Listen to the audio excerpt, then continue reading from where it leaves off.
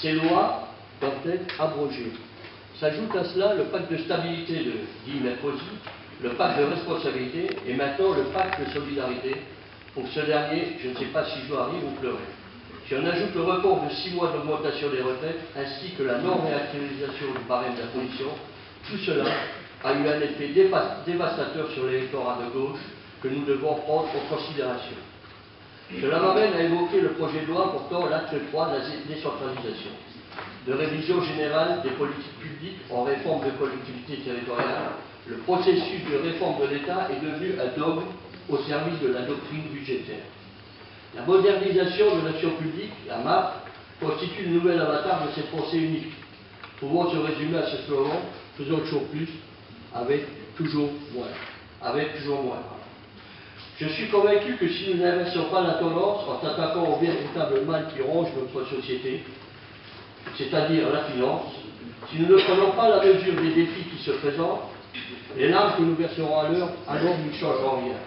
L'histoire de notre pays, de nos territoires, nous rappelle que les heures noires vécues par les populations. Il faut attirer les enseignements. C'est à ce prix que nous assurerons notre développement social et économique. C'est à ce prix que nos valeurs triompheront. Voilà, chers collègues, chers camarades, les éléments d'appréciation et d'analyse qu'à ne pas douter nous prendrons en considération pour notre pacte de mandature. Je vous remercie de votre attention.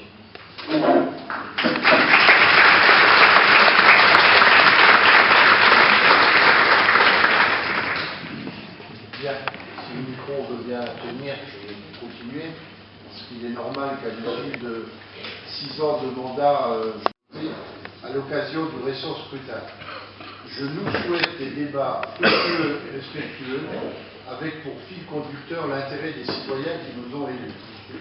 Ce n'est pas le moment de revenir sur les résultats, même si j'en mesure les aspects nationaux et locaux, ainsi que la part personnelle que j'assume. Le législateur a souhaité que les conseillers communautaires soient directement élus sur les listes municipales et non plus, comme auparavant, désignés par les conseils municipaux.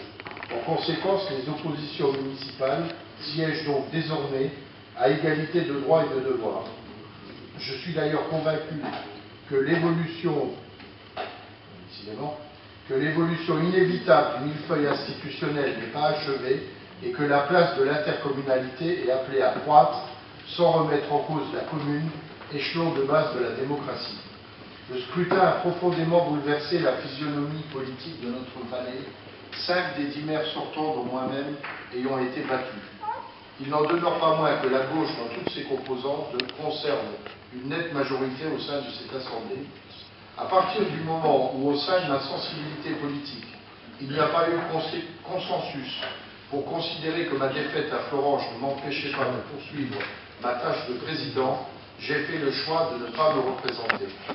Pour autant, ma conception de l'engagement politique fait que je ne me déroberai pas mes responsabilités et que je continuerai à défendre ce territoire. Ce soir, il ne s'agit pas pour moi d'un testament politique, pas même d'un au revoir, car je ne quitte ni la vie publique, ni le service de la vallée de la Flèche. Ce n'est pas non plus le moment d'un bilan exhaustif du dernier mandat. Pour votre parfaite information, j'ai souhaité que chaque élu puisse disposer du document bilan afin qu'il mesure l'ampleur de cette action au service de tout le territoire. Un niveau exceptionnel d'investissement, une situation financière solide, des services et des équipements de qualité offerts à la population. Ce n'est évidemment pas l'œuvre du seul président. C'est un travail qui a poursuivi celui impulsé par mes 2 prédécesseurs, auxquels je pense très fort ce soir, Jean-Marie François et Michel Paradise, et dont j'espère avoir été guidé. C'est une œuvre collective, et qu'il me soit permis de saluer l'action des élus du précédent conseil communautaire, il y en a beaucoup dans la salle, particulièrement mes vice-présidents.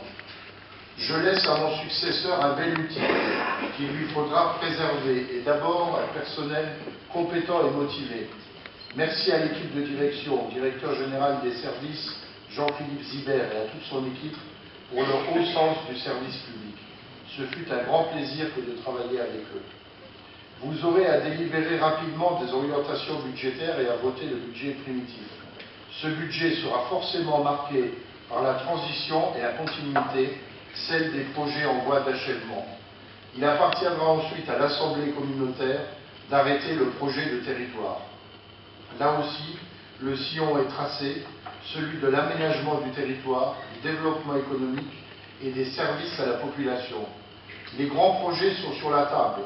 Requalification de l'axe fédérateur de la RD 952, ZAC de la Paix, Évolu 4, mais aussi à l'échelle du Nord-Mosellan.